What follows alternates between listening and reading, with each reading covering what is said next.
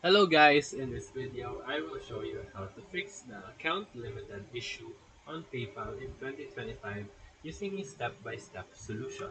So step 1, log into your PayPal account and check for the red alert banner that explains the limitation.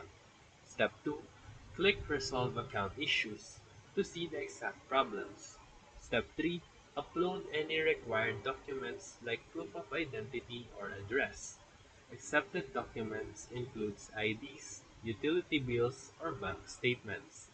Step 4. If it asks about transactions, provide detailed explanations in the form fields. Step 5. Submit all the required information and wait for PayPal to review it. The review usually takes 24 to 72 hours. Keep your email open for status updates. So if this video helped you, feel free to like and subscribe for more quick tutorials, reviews, and comparison videos. Thank you for watching.